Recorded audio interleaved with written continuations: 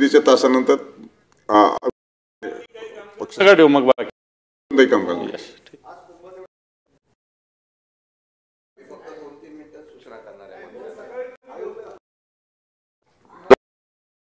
असा विषय आहे.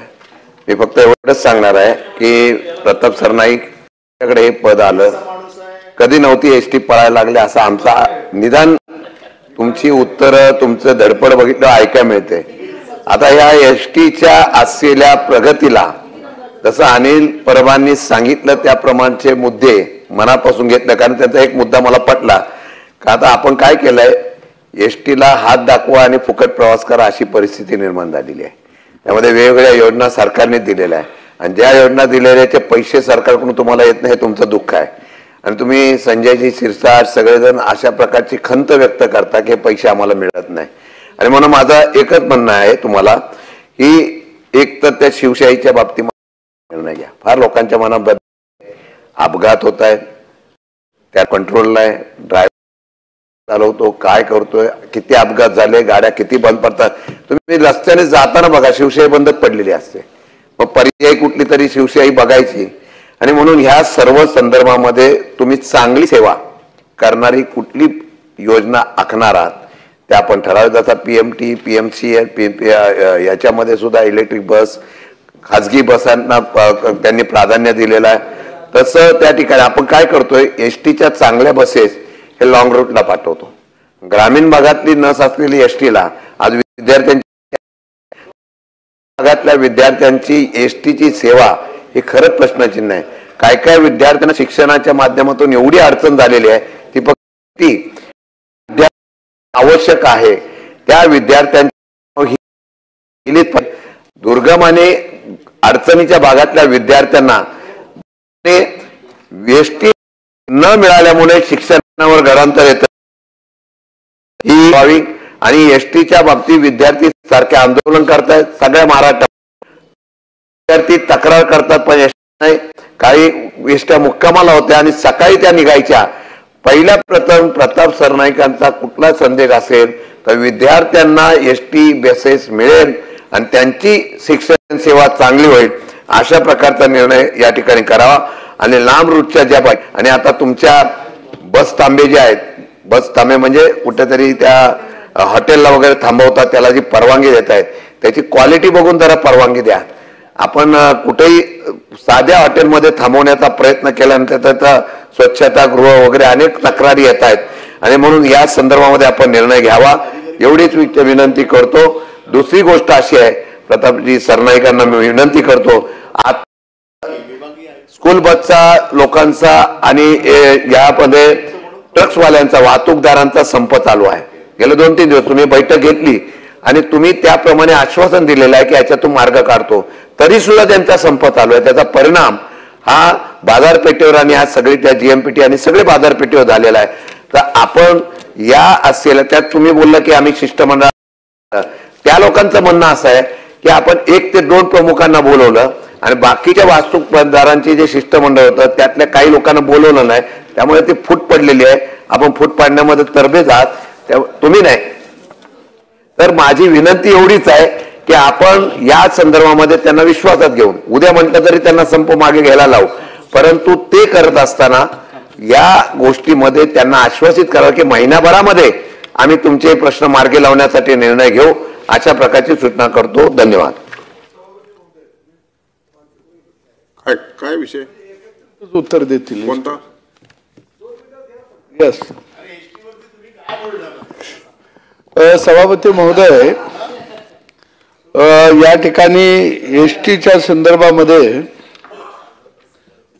एकंदरीत जर बघितलं तर या लालपरीमध्ये काम करणारा जो ड्रायव्हर असेल कंडक्टर असेल मेकॅनिकल असेल ही सगळी मंडळी ही एकदम अत्यंत गरीब कुटुंबातली आणखी शेतकरी शेतमजूर अशी या व्यवस्थेमधून वर आलेली ही सगळी मंडळी आहे. निश्चितपणानं मी राज्याचे परिवहन मंत्री यांना धन्यवाद देईन की त्यांनी वेळोवेळी या संदर्भामध्ये बैठका आयोजित केल्या आणि काही चांगले निर्णय घेतले. अगदी एका मीटिंगमध्ये सुद्धा त्यांनी महागाई भत्ता 53% एसटी कर्मचाऱ्यांना करून दिला, निवृत्ती कर्मचाऱ्यांना 12 महिन्याचा पास देण्याचा निर्णय घेतला, अपघाती विमा देण्याचा निर्णय घेतला, अपंगत्व आल्यास 80 लाखापर्यंत विमा देण्याचा निर्णय घेतला आणि नव्या गाड्या सुद्धा मोठ्या प्रमाणामध्ये राज्यामध्ये देण्याचा निर्णय घेतला. अजून काही सुधारणा एसटी मध्ये करणं अत्यंत गरजेचं आहे. मी आदरणीय अनिल परब साहेबांनाही धन्यवाद देतो, त्यांनी ही चर्चा घडवून आणली आणि परब साहेब तुमच्या काळामध्ये चांगलं काम झालं. 5,000, 4,000, 2,500 रुपये मूळ वेतनामध्ये त्या काळामध्ये वाढ झाली. तुम्ही जे म्हटला आंदोलन का केलं, एवढ्या दिवस आंदोलन का राहिलं, हे आंदोलन कामगारांनी स्वतःहून पुकारलेलं होतं आणि त्याच्यामध्ये 140 एसटी कर्मचाऱ्यांनी आत्महत्या केलेल्या होत्या आणि खेड्यापाड्यातले लोक होते. आम्ही त्यांना साथ दिली. जर आम्ही त्यांच्याबरोबर राहिलो नसतो तर अजून आत्महत्या झाल्या असत्या. आणि एक फरक एवढाच झाला त्या काळामध्ये की चर्चेचा दरवाजा सरकारनं लवकर उघडायला पाहिजे होतं, उघडली नाही. ते तुमच्याही हातात नव्हतं मला माहित आहे. त्याच्यासाठी तुम्ही पडद्या मागून आम्ही तयार होतो. त्याच्यामध्ये तुम्ही ज्या पद्धतीने धडपडत होता पण तुमच्याही काही बंधनं होती, तुम्ही निर्णय घेऊ शकत नव्हता.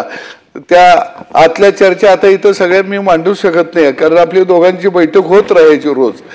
आणि परंतु तो वेळ त्यावेळी घ्यायला उशीर झाला. त्याच्यामध्ये परिवहन मंत्र्यांना मी विनंती करेन की त्यावेळी अनेक कामगारांच्यावरती गुन्हे दाखल झाले. ते गुन्हे आपण निश्चितपणानं मागे घेण्याबाबत सहानुभूती सरकारनं दाखवावी. त्यावेळी सभागृहात परब साहेबांनी तो शब्द दिलेला होता.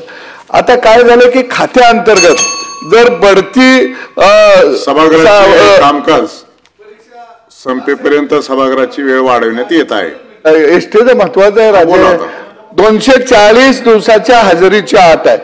आता 2019-20-21चा काळ करोनाचा गेला, त्याच्यानंतर संप झाला आणि त्यामुळे 240 दिवस हे कामगारांचे भरत नाहीत आणि म्हणून ती अट रद्द करणं अत्यंत गरजेचं आहे. दुसरं एक महत्वाची बाब एक आहे की वेतनामधून पीएफ असेल, ग्रॅज्युएटी असेल, बँकेचं कर्ज असेल आपण करतो पण त्या संस्थेकडे ते लवकर जात नाही. ते सुद्धा जाणं अत्यंत गरजेचं आहे. दुसरं शिंदे साहेब की जे जेवणाचे धाबे आहेत एसटीचे, ते धाबे फार निकृष्ट दर्जाचे आहेत. तिथं जेवण चांगलं मिळत नाही, तिथं संडासची व्यवस्था नाही, मोतारीची व्यवस्था नाही, खाणं तर आपण खाऊच शकत नाही. आणि सगळ्यात दुर्दैव की ते धाबेच्या अधिकारी त्याला ओके म्हणून सर्टिफिकेट देत आहेत. मी जबाबदारीने बोलतो, त्या धाब्यावाल्याकडून त्या जिल्ह्याचे अधिकारी हप्ते महिन्याला गोळा करत आहेत. आणि खाजगी ट्रॅव्हल्सवाल्यांची सोय जर बघितली तर फार चांगली सोय आहे. आणि म्हणून निश्चितपणानं या ठिकाणी ट्रॅव्हल्स, प्रायव्हेट ट्रॅव्हल्स आमच्या शिराळमधून दररोज 25-30 ट्रॅव्हल्स मुंबईला येत आहेत. तर त्या धर्तीवरती काय गाड्या आपल्याला देता येतील का की जेणेकरून त्यांच्याबरोबर आपण स्पर्धा करू शकू. याही दृष्टीतनं आपण काही निर्णय या ठिकाणी घ्यावा अशी मी अपेक्षा व्यक्त करतो. आणि एक छोटासा प्रश्न असेल सर की काही कर्मचारी वेगवेगळ्या संघटना आहेत, ते जर आगार प्रमुखाला भेटायला गेले तर ते म्हणतात तुम्ही मान्यता प्राप्त नाही, आमच्याशी चर्चा करू नका. ही बाब बरोबर नाही. आपण लोकप्रतिनिधी, आपल्याला मतदान दिलं नसे न देणाऱ्याला सुद्धा आपण त्याचं काम ऐकून घेतो. मग कर्मचाऱ्याचं काम हे आगार प्रमुखानं किंवा जिल्ह्याच्या प्रमुखानं ऐकून घेतलं पाहिजे. मान्यता प्राप्त संघटना म्हणजे ते काही तिथं काम करत नाहीत स्वतः. जो राबतोय त्याचं ग्रहानं निश्चितपणानं ऐकून घेतलं पाहिजे. आणि ही घटना अहमदपूरच्या डेपोमध्ये लातूर जिल्ह्यामध्ये घडलेली आहे. दुसरं सर एक परब साहेबांनी एक चांगला मुद्दा मांडला. जे अधिकारी वर्षानुवर्षी तिथंच बसलेले आहेत, रिटायर झाल्यानंतर सुद्धा ते परत तिथंच येत आहेत, हे कुठेतरी आता हलवले पाहिजेत. ज्या अधिकाऱ्यांना 3 वर्ष झाली ती, 5 वर्ष झाली ती, त्यांना त्या जाग्यावरनं हलवणं अत्यंत गरजेचं आहे. आणि तिसरं, आता जे तुमचे डेपो आहेत सर, ते मध्यवर्ती जागेवरती आली, ती शहराच्या मध्यवर्ती जागेवरती आली. त्या जाग्याचा तुम्ही विकास करा, तिथं मॉल उभा करा, कृषी मॉल त्या ठिकाणी उभा करा, एक बाजारपेठ डेपो मध्ये सुद्धा निर्माण होऊ शकते आणि त्यातनं आपल्याला चांगला नफा सुद्धा किंवा भाडं त्यातून सुद्धा आपल्याला मिळू शकतं. आपण महिलांच्यासाठी अर्ध्या तिकीटची योजना राज्यामध्ये राबवली. अनेक योजना तुम्ही खरोखर चांगल्या राबवलेल्या आहेत आणि मी परब साहेब तुम्ही चांगलं काम केलं आणि आता प्रताप सरनाईक साहेब सुद्धा चांगलं काम करत आहेत. त्यांचं एक चांगलं काम काय आहे की जेव्हा आम्ही अर्ज दिल त्यावेळी ते बैठक लावत आहेत, ते किमान ऐकून घेत आहेत, काय करायला पाहिजे यासाठी ते धडपड करत आहेत आणि निश्चितपणानं एसटीला गत वैभव या ठिकाणी मिळेल अशी मी तुमच्या कालखंडामध्ये अपेक्षा व्यक्त करतो. धन्यवाद. मंत्री महोदय. महोदय, सर्वप्रथम मी अनिल परब साहेबांचं मनापासून आभार व्यक्त करतो आणि अभिनंदनही करतो की अर्धा तास चर्चेच्या माध्यमातून एसटी महामंडळाची जी वस्तुस्थिती आहे ती आपण आपल्या 34 मिनिटाच्या भाषणामध्ये सकाळी सांगितली आणि त्यामधील काही मुद्दे सोडले तर आपल्या सगळ्या मतांशी मी जवळजवळ सहमत आहे. कारण फक्त या सभागृहातील सदस्य म्हणून नव्हे तर एसटी महामंडळाचा अध्यक्ष आणि परिवहन खात्याचा कार्यभार तुमच्या काळामध्ये जवळजवळ 2.5 वर्ष तुम्ही सांभाळला आणि मी तुमच्या सोबत त्यावेळेस होतो. वस्तुस्थिती ही सुद्धा नाकारता येत नाही की त्याच दरम्यान कोविड आणि त्याचबरोबर 5 महिने झालेला एसटी कामगारांचा संप हा सुद्धा काही कारणीभूत ठरला. त्यामुळे हवं तसं काम त्यावेळेस तुम्हाला करता आलं नाही, ही वस्तुस्थिती नाकारता येणार नाही. तुम्हाला आठवत असेल की ज्यावेळेस मी परिवहन मंत्री पदाची शपथ घेतली त्यावेळेस एकदा असंच आपण भेटलेलो असताना मी म्हणालो की साहेब काही जर चांगल्या गोष्टी असेल तर चांगल्या गोष्टी मला निश्चितपणे द्या, तुमच्या सहकार्याची मला अपेक्षा आहे. आणि त्याच माध्यमातून आज 34 मिनिटाच्या भाषणामध्ये मी भरपूर काही शिकलो. कारण शेवटी सभागृहामध्ये विरोधी पक्षाचा काही सदस्य असेल तर प्रत्येक गोष्टीनं राजकीय दृष्टीने त्याकडे बघायला नको. कारण आज ह्या सभागृहातली जी सदस्यांची भावना आहे म्हणजे शशिकांत शिंदे आहेत किंवा सदाभाऊ खोत आहेत किंवा इतर काही सदस्यांनी ज्या आपल्या भावना व्यक्त केल्या त्या स्वतःच्या राजकीय भावनेच्या पोटी नाही किंवा राजकीय विचाराने प्रेरित होऊन नाही तर एसटी महामंडळ हे आपलं महामंडळ आहे. ही लालपरी आपली आहे, ही आपली घरातली आहे, ही आपली घरातली पोरगी आपली सून आहे. अशा पद्धतीनं सगळे नेते मंडळी या सभागृहातले या लालपरीकडे बघत असतात. परंतु ती करत असताना गेल्या 6 महिन्यापासून माझ्याकडे एसटी महामंडळाचा अध्यक्ष काही 3 महिन्यापूर्वी आला, परंतु परिवहन खात्याचा मंत्री आणि त्याचबरोबर एसटी महामंडळाचा प्रमुख म्हणून माझ्यावर जी काही जबाबदारी माझ्या पक्षानं दिली होती आणि शासनानं दिली होती ती पार पाडण्याचा मी कायमपणे प्रयत्न केला. म्हणजे मगाशीच आता सदाभाऊ खोतांनी आणि शशिकांत शिंदेजींनी सांगितलं की वस्तुस्थिती आहे महाराष्ट्रातल्या ज्या ज्या ठिकाणचे थांबे तुम्ही बघाल, ज्या ठिकाणी बिचारे सर्वसामान्य प्रवासी जेवायला थांबतो, जेवण तर लांबची गोष्ट हो, तो प्रसाधन गृहामध्ये जाऊ शकत नाही, ही सुद्धा वस्तुस्थिती आहे. आणि ते मी स्वतः भोगलेलं आहे, मी बघितलेलं आहे, मी गेलेलो आहे. मी फक्त इकडे बसून एसी चेंबरमध्ये बसून काही निर्णय घेतलेले नाही किंवा माझ्या अधिकाऱ्यांना सांगितलेलं, मी जागेवर पोहोचलोय. मी एसटीने प्रवास केला, फक्त प्रवास काय फोटो व्हिडिओमध्ये आणण्यासाठी नाही, मी जवळजवळ 2-2, 3-3 तास प्रवास केला. माझ्या गाड्या भले 2-3 कोटीच्या असतील त्या मागे असतील, परंतु मी स्वतः प्रवास केला, प्रवाशांशी संवाद साधला, त्यांच्या समस्या काय हे जाणून घेतलं. कारण शेवटी जागेवर उतरल्याशिवाय कुणालाही हे कळू शकत नाही की सर्वसामान्य प्रवाशांच्या काय समस्या आहेत. आणि त्यामुळे मी प्रयत्न केले. ज्या ज्या ठिकाणी मी मध्यंतरी सोलापूर आणि धाराशिवच्या दौऱ्यावर असताना मी त्याही रेस्टॉरंटमध्ये गेलो, हॉटेलमध्ये गेलो की त्या ठिकाणी प्रवाशांना काय सुविधा दिल्या जातात, बिलकुल कुठल्याही प्रकारच्या सुविधा दिल्या जात नाही. आणि त्यामुळे आम्ही असा निर्णय घेतला की जुने जे काही प्रसाधनगृह आणि हे जे हॉटेल मोटेल ज्यांना दिले होते ते सगळे रद्द करायचे आणि सगळे रद्द करून 3 वर्षाचा निविदा काढायचं. चांगल्या हॉटेलला ते टेंडर द्यायचं, 3 वर्षाचं टेंडर काढायचं आणि 1 वर्षामध्ये जर त्यांनी प्रगती केली नाही आणि ज्या प्रवाशांच्या समस्या आहे किंवा त्यांचे जर म्हणणं आहे ते जर योग्य प्रकारे त्यांनी त्याचं पालन केलं नाही तर त्याचे निविदा त्याही वेळेस रद्द करायचे. परंतु निविदा रद्द करत असताना त्या परिसरातल्या डीसीला सुद्धा सस्पेंड करायचं, कारण त्याचं कंट्रोल त्याच्यावर असणं गरजेचं आहे. अशा प्रकारची काही भूमिका घेतली. 14,500 बसेस आज आमच्याकडे आहेत. इलेक्ट्रिकच्या बसेस 5,150 येणार आहेत. काही बसेस ह्या जीसीसी तत्वावर सुद्धा चालतात, परंतु एसटीचं उत्पन्न हवं तसं वाढत नाही. मध्यंतरीच्या काळामध्ये 14.95% जी भाडेवाढ झाली ती 3 वर्ष झालीच नव्हती, त्यामुळे अचानक एवढी भाडेवाढ करावी लागली. परंतु ती भाडेवाढ झाल्यानंतर एसटीचं उत्पन्न जे आहे, मगाशी अनिल परब साहेबांनी म्हणाले ही वस्तुस्थिती नाही. भाडेवाढ झाल्यानंतर किंवा महिलांना मोफत 50% मोफत सवलत दिल्यानंतर, ज्येष्ठांना 75 वर्षाच्या मोफत सवलत दिल्यानंतर सुद्धा उत्पन्नाचा स्रोत किंवा प्रवाशांची संख्या ही काही कमी झालेली नाहीये, ती वाढते. परंतु वाढत असताना आपल्याकडे ज्या जुन्या बसेस आहेत, साहेब दिवाकर रावते साहेब तुम्ही असताना किंवा मध्यंतरीच्या 7-8 वर्षामध्ये ज्या पद्धतीने एसटी नव्याने घ्यायला पाहिजे होते त्या घेतल्याच गेल्या नाही, कारण राज्य शासनाकडनं योग्य ते अर्थसहाय्य मिळालं नाही, ही वस्तुस्थिती आहे. परंतु आदरणीय अर्थमंत्री अजितदादा पवार आणि मुख्यमंत्री श्री देवेंद्र फडणवीस आणि एकनाथ शिंदे साहेबांचे मी मनापासून आभार मानेल की ह्या खात्याचा कार्यभार सांभाळल्यानंतर त्यांनी मी जी सूचना मांडली होती की एसटी महामंडळ तेव्हाच लेवलला येऊ शकेल, फायद्यामध्ये नाही परंतु लेवल कडे मुबलक एसटी सेवा उपलब्ध होतील, म्हणजे एसटी लोकांना जेवढ्या हव्यात तेवढ्या देतील. कारण 13 कोटी आपली लोकसंख्या आहे, 13 कोटी लोकसंख्येच्या मानानं आपल्याकडे किमान 25 ते 30 हजार चांगल्या जर बसेस असेल तरच लोकांना आपण सुविधा देऊ शकतो. डोंगर दऱ्यामध्ये काही बसेस ज्या आहेत त्या 7.5 मीटरच्या चालवाव्या लागतात, छोटे रस्ते त्या परिसरामध्ये 9 मीटरच्या बसेस चालवाव्या लागतात, लॉंग रूटसाठी 12 मीटर आणि 13 मीटरच्या बसेस चालवाव्या लागतात आणि ह्या बसेस येणं गरजेचं आहे. सगळ्याच्या सगळ्या आपण इलेक्ट्रिक बस घेऊन पण चालणार नाही, कारण चार्जिंग स्टेशन फक्त 20% ठिकाणी आहे, 80% ठिकाणी अजूनही आपले चार्जिंग स्टेशन नाही. त्याच्यासाठी सुद्धा राज्य शासनाने पुढाकार घ्यायला पाहिजे आणि चार्जिंग स्टेशनची निर्मिती करायला पाहिजे, ही सुद्धा वस्तुस्थिती आहे. दुसरं, मगाशी तुम्ही बोलताना अनेक मुद्दे मांडले आणि ही मुद्दे वस्तुस्थितीशी सुसंगत आहे. काही निर्णय मी माझ्या आल्यानंतर घेतले. जीसीसी हा जो प्रकार आहे हा फक्त ठेकेदाराचा खिसा भरण्यासाठी प्रकार आहे असं मला स्पष्टपणे या सभागृहाला सांगावंसं वाटतं.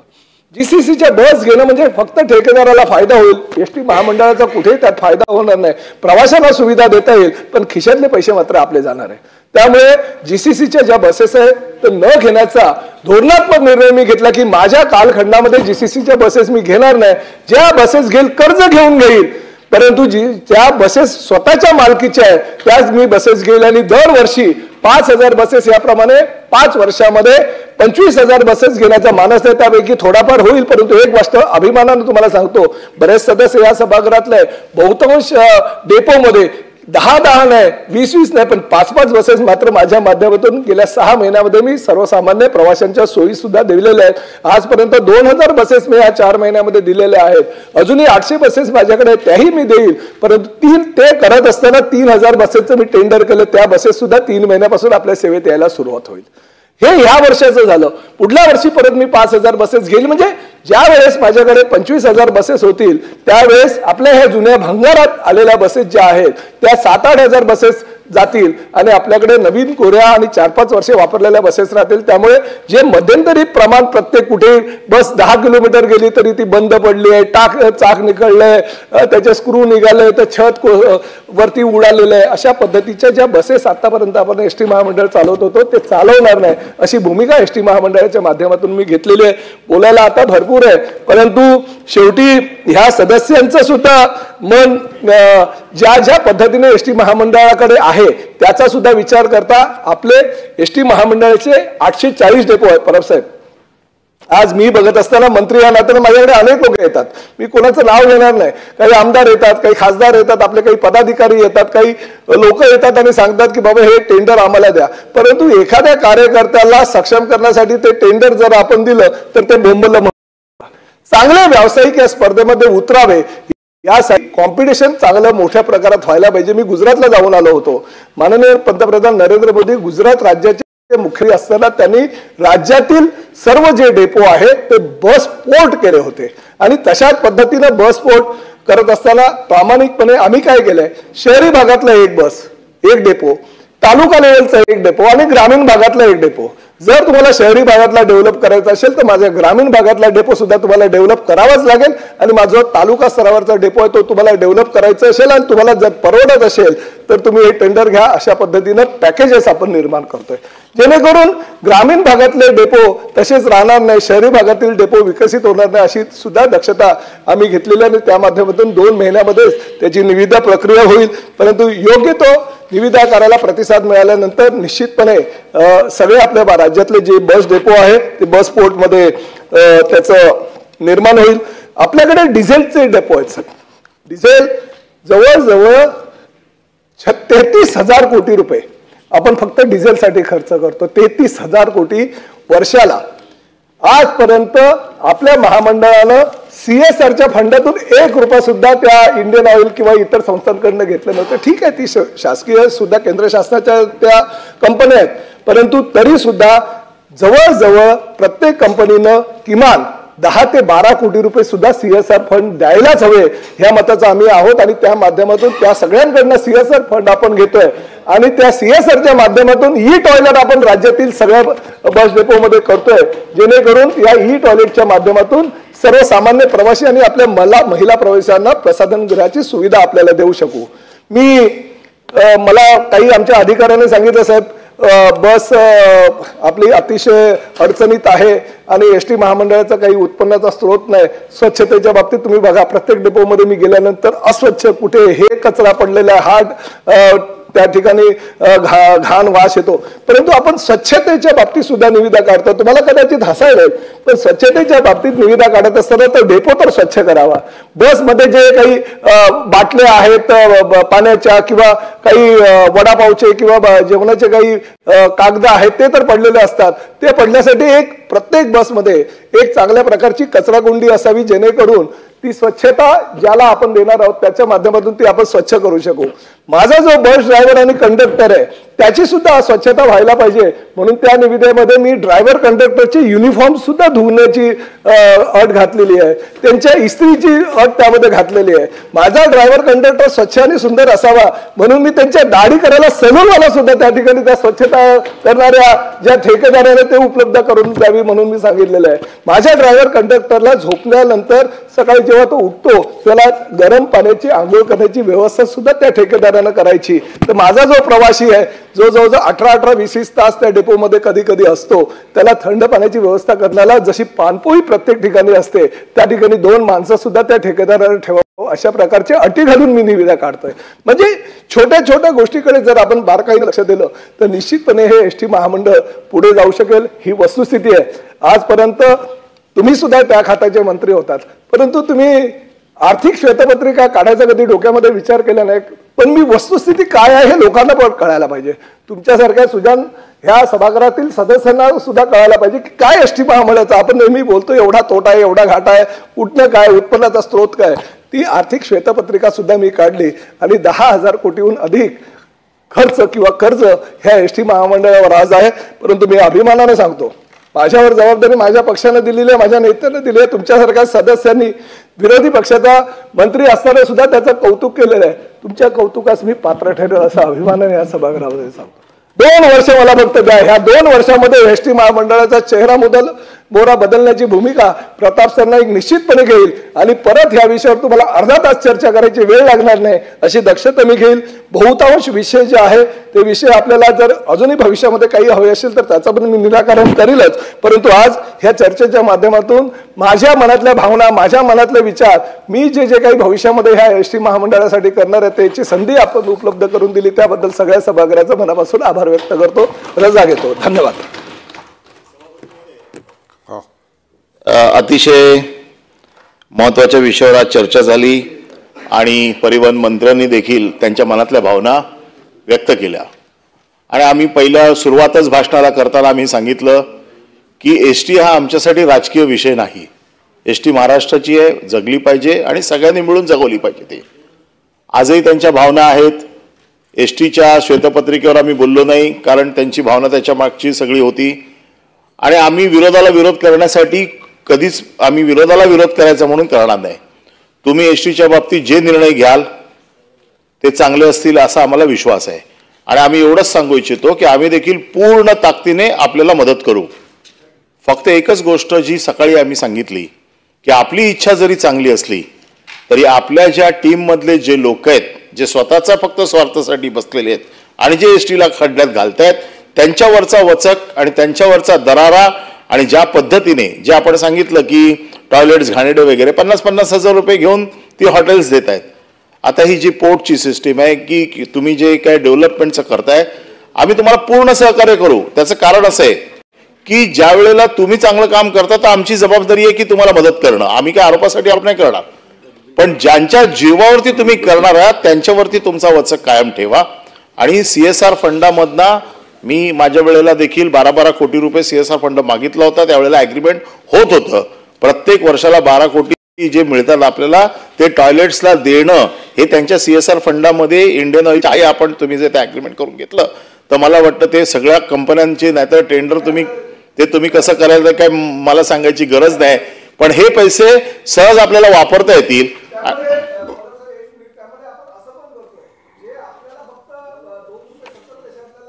देतात त्यांचंही आपण टेंडर काढतोय, कारण युपी गव्हर्नमेंटमध्ये 3 रुपये 80 पैसे सूट देतात. त्यामुळे आपण त्यांच्यामध्ये पण कॉम्पिटिशन करतोय. आणि दुसरं असं की त्यांना आपण ही सुद्धा संधी उपलब्ध करून देतोय की आम्हाला एसटी महामंडळाला डिझेल देत असताना तुम्ही आम्हाला तर पूर्ण डिझेल द्यावं, पण स्वतः पण मार्केटमध्ये विकावं आणि त्यातनं पण आम्हाला इन्कम द्यावं, असा सुद्धा प्रस्ताव ठेवलेला आहे. जागा आहेत जिथे आपले डेपो आहेत किंवा जिथे आपले पेट्रोल पंप आहेत त्या पंपावरनं आपण लोकांना देखील विकू शकतो असा आपला करार आहे. आता या बाबतीत मी जास्त काही सांगत नाही. तुमच्या भावना चांगल्या आहेत, तुम्हाला शुभेच्छा देतो, मदतीचा हात देतो. फक्त जिथे आपल्याला सक्षम आहात, पण जिथे आपल्याला वाटेल की आमच्या मदतीची गरज आहे आम्ही पूर्ण सहकार्य देऊन ही एसटी वाचली पाहिजे या एका कारणासाठी आमची सहकार्याची भूमिका कायम राहील. केवळ चर्चा करून आणायची, आरोप करायचे हा त्याच्या मागचा उद्देश नाही, परंतु ज्यांनी जे खराब काम केलंय त्यांचं काम आपल्या नजरेसमोर, कारण आपण आत्ताच आलात तर आपल्या नजरेसमोर असलं पाहिजे. म्हणून या निमित्ताने हा अर्धा तास चर्चा आपल्यासमोर होती.